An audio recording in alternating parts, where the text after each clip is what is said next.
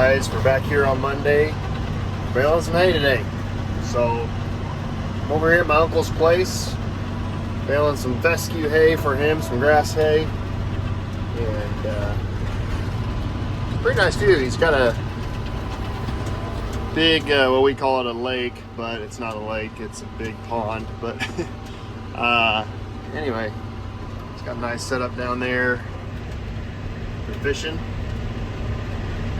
and little picnics and whatnot. So it's a real pretty view. It's kind of a hard farm to bale hay on because it's got hills everywhere you can imagine, but it's not too bad. So over here at Grandpa's where we graze the cows and terminating this cover crop, John is back there at the planter planting in here today. So usually you don't like to have the planter and the sprayer in the same field just because you're going to run into each other, but it's just the way it kind of worked out today, and we didn't communicate the best on that. So but here we are. We avoided each other, so all's well. So the tractor is running a little warm. I think I know why. This is what happens when you spray in really tall rye. You get all the little fines coming off of that rye flying right into your radiator screens. So you should take care of it. But could really use a air nozzle to blow out all those. Maybe just wind.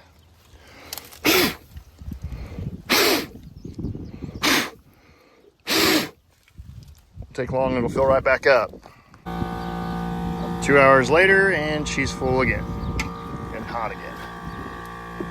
Like this time I was not too far from Grandpa's shop, so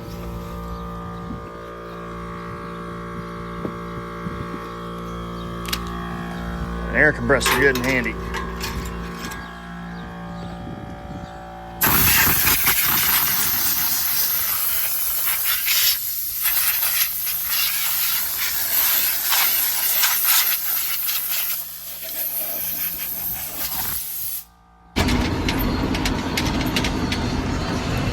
Back over here at the dairy, and I am terminating the cover crop over here.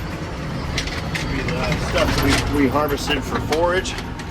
Kind of bumpy out here in a couple of spots, but anyway, John spread manure on here last week, and now you can see it's grown back pretty decent now after we harvested it there 2 weeks ago. So anyway, we're terminating it today, and John will come over here and plant the soybeans here later. So anyway, double cropping system that works pretty well for us, and it's a good way to rotate the acres here. Next year we'll have it get shell and corn off here. It's a nice rotation, works pretty well. A little different perspective of our operation too from here. You can see our creamery building, the front of it, and the big red barn, that's the robot barns on the other side of it, and then you can see the old milk barn.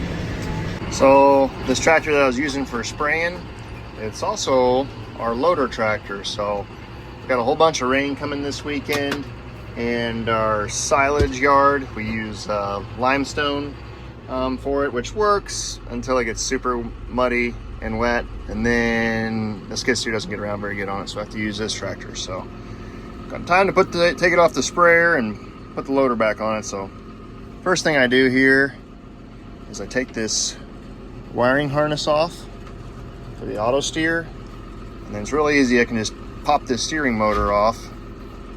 Well, say it's easy, but it's a lot easier with two hands. And then I just stick it in here, sew it away.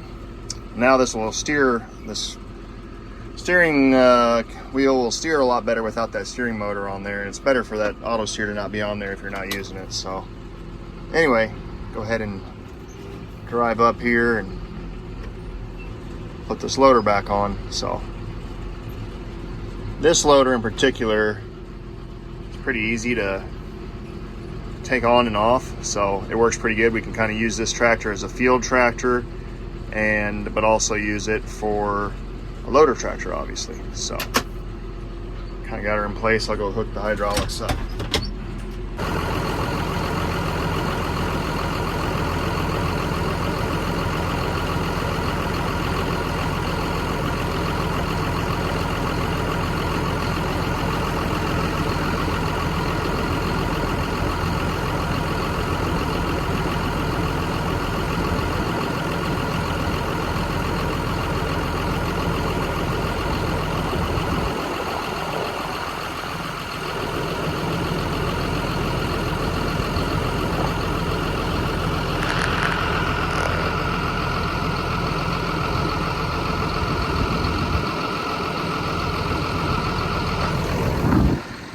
Now I got those hydraulics hooked up. Put the tractor in neutral and move the joystick.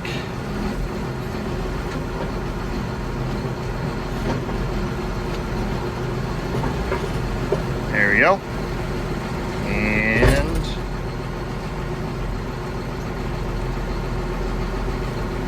maybe that's good. Check on it. Looks like not quite right, not quite lined up there to be able to pin it.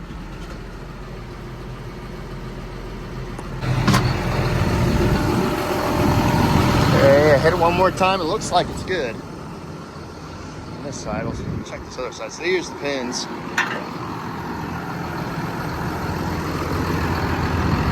That one looks pretty good too. Let's see if I can do this one-handed.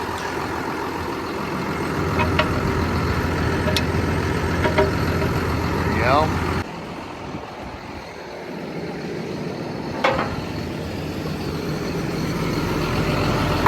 This one should be easier.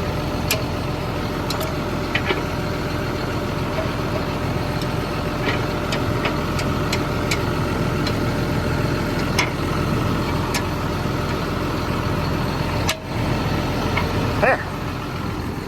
Now.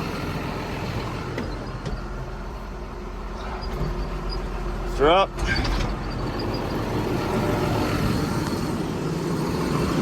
Put these away. Let's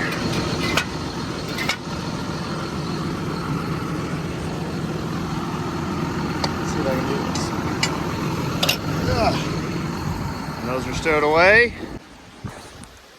Alrighty, we're back here at the robot barn on Friday. Me and Bryce just got finished up working on this. He went home to go eat lunch. It's 2 o'clock in the afternoon, but anyway, kind of worked on getting the concrete formed up here this week. Bryce was working at it this week, cutting all these 4x8 sheets of particle board down to 1 foot strips. And then once I got done with field work the day before yesterday, I came over here yesterday and helped him work at it a little bit. So we got some rebar tied, baseboards put down, and then started forming up today. So we didn't get nearly as far as I would have liked to have gotten today, but with just the 2 of us, it takes a lot of time doing this forming and stuff, especially here on the slope, you know, and going around those turns, doing different angles and whatnot. That stuff takes a little more tedious. You gotta do more cutting and stuff. Now we're on the straight, long and narrow. We should be able to kind of hammer down and get it knocked out next week, hopefully. I don't know if it's going to work out with the weather. It kind of looks like it's going to be rainy next week, so we need the rain for our crops, but kind of wanted to get the concrete poured. But anyway, we'll hopefully get the forming done next week and do that. So anyway, I think I'm going to go catch up on some office work the rest of the day and do that. So anyway, thanks for watching, guys. We'll see you later.